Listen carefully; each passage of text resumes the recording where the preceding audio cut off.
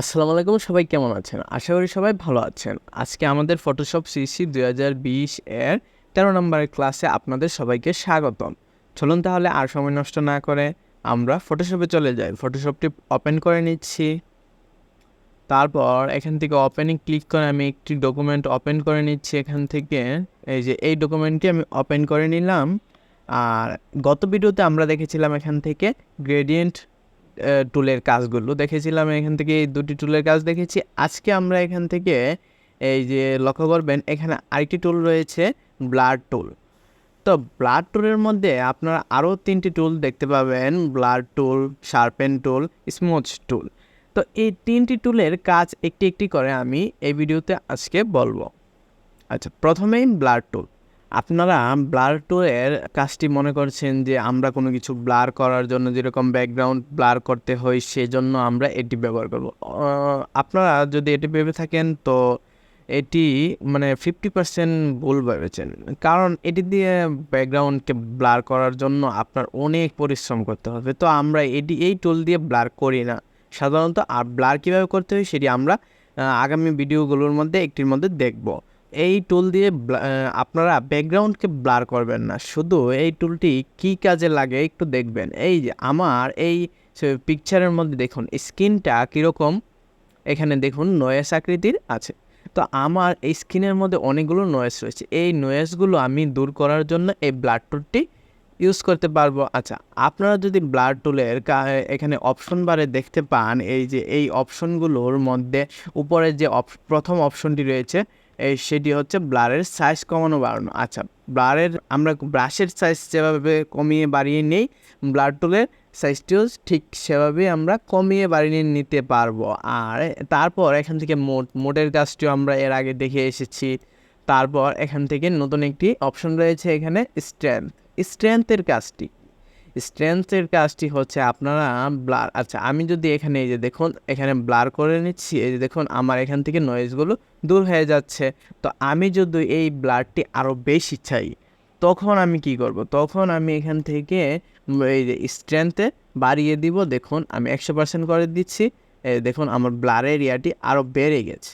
তো এভাবে আপনারা আপনাদের সুবিধা অনুযায়ী বাড়িয়ে কমিয়ে নিতে পারেন। আমি একটু কমিয়ে নিব, কারণ বেশি বাড়ালে আমার পিকচারটিকে মানে এতটা সুন্দরভাবে আমি নয়েজগুলো দূর করতে পারবো না। তো আমি এখান থেকে আমার প্রয়োজন অনুযায়ী ব্লারের স্ট্রেংথ দিয়ে ব্লার করে নিব। এই যে দেখুন এখন যদি আমি ব্লার করি, আমি ব্রাশের সাইজটিকে একটু কমিয়ে নিব।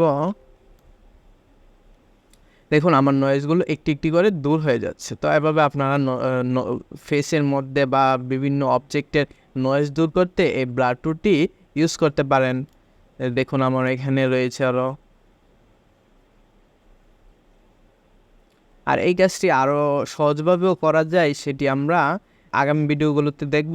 আর এটির মধ্যে তো ব্লার টুলের কাজটি দেখাতে হবে, তাই আমরা এটিও শিখে নিই। আর এর কাজ মনে করেন সবগুলো টুল জানা থাকলে আমাদের কাজ করতে সুবিধা হবে, তাই আমরা টুলগুলোর সাথে আগে পরিচিত হব, তারপর কাজ করব। একটি একটি টুলের কাজ আমরা ভালোভাবে আগে শিখে নিব, তারপর আমরা কাজের মধ্যে প্রজেক্ট করব, বিভিন্ন ডিজাইন করব।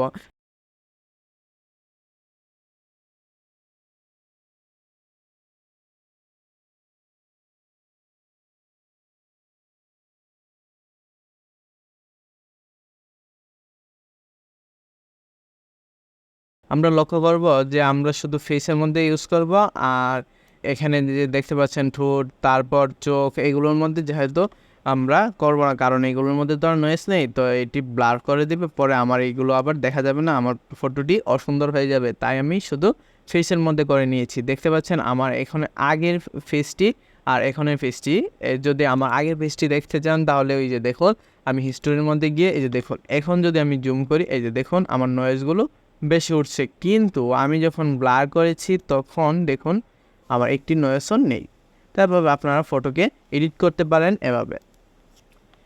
তো আপনাদের দ্বিতীয় টুলটি রয়েছে এখানে শার্পেন টুলটি হচ্ছে কোনো কিছুকে শার্প করার মানেটি হচ্ছে আপনারা যখন কোনো কিছুর উপর যেরকম মনে করেন আমি চাই এই চোখটিকে ভালোভাবে প্রদর্শন করতে, তো আমি যদি এর উপর এইভাবে শার্প করতেই থাকি, দেখুন আমার চোখটি শার্প হয়ে যাচ্ছে। দেখুন এই চোখটি আর এই চোখটির কোনো মিল নেই। তো আপনারা আরেকটি জিনিস লক্ষ্য করবেন, যখন আমরা কোনো ফটোকে এডিট করব বা কোনো কিছু করব, তখন আমরা এখান থেকে নিউ লেয়ার নিয়ে কাজ করব, অথবা আপনারা ডুপ্লিকেট এখান থেকে কোনো লেয়ারের ডুপ্লিকেট বানিয়ে তারপর সেটির উপর কাজ করবেন। যেহেতু আমার ভুল হলে যেন আমি এটিকে কেটে দিতে পারি। তো আমি এই ছবিটিকে আগের অবস্থায় ফিরিয়ে নেই। এখন আমি যদি এটিকে ডুপ্লিকেট করে তারপর এখন যদি শার্প করি, এই দেখুন এখন এই ছবিটিকে আমি শার্প করে নিচ্ছি।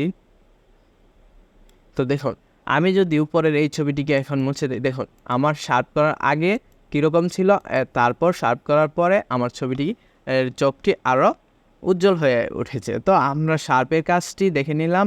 আর শার্প টুল দিয়ে আপনারা অনেক সময় এই যে কালো চুলকে শার্প করতে পারেন। এই যে দেখুন আমি যদি এখানে শার্প করি, আর শার্প যদি আপনারা আরও বেশি চান, অতিরিক্ত চাইলে এখান থেকে এই যে 50% রয়েছে স্ট্রেংথ আরও বাড়িয়ে দিতে পারবেন, আপনারা আরও কমিয়েও করতে পারবেন। আপনাদের সুবিধা অনুযায়ী আপনারা করে নেবেন। আমি 50% রেখে দিলাম।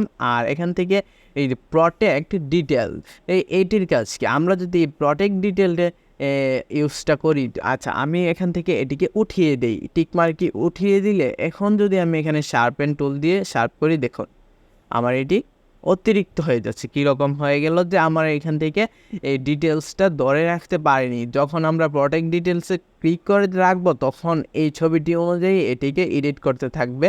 তাই আমরা এটিকে চালুই রাখবো, ডিফল্টভাবে চালু থাকে। তো আমরাও চালু রেখে তারপর কাজ করব।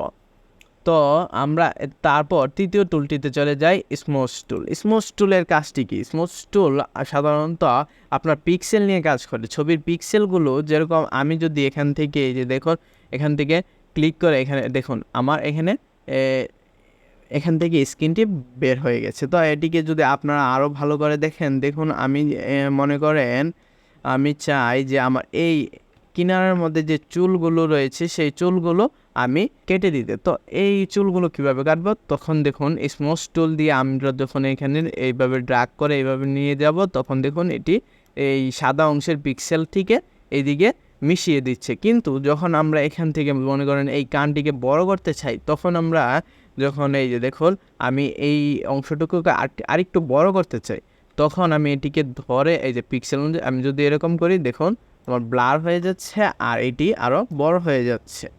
তো এমনভাবে আপনারা স্মুথ টুলটি ইউজ করতে পারেন।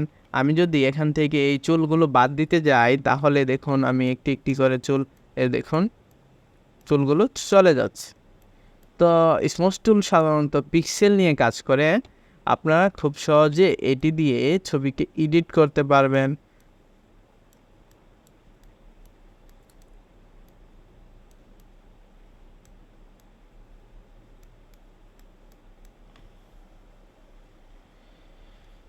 তো দেখতে পেলেন আজকে আমরা এই 3টি টুলের কাজ দেখলাম। এখান থেকে ব্লার টুল, শার্পেন টুল আর একটি হচ্ছে স্মুথ টুল। এই 3টি টুল দিয়ে আমরা কিভাবে ফটোটিকে এডিট করলাম সেটি আজকে আপনারা দেখতে পেলেন। তো আপনারা এই 3টি টুল আপনাদের বিভিন্ন কাজে লাগতে পারে, তাই এই 3টি টুল এর ব্যবহার আপনারা শিখবেন আর বাড়িতে বেশি বেশি প্র্যাকটিস করবেন। তারপর আপনারা এটির উপর অভিজ্ঞতা লাভ করতে পারবেন ও দক্ষ হতে পারবেন। আজকের ভিডিওতে এই পর্যন্তই, দেখা হচ্ছে আগামী ভিডিওতে। সেই পর্যন্ত ভালো থাকবেন, ধন্যবাদ।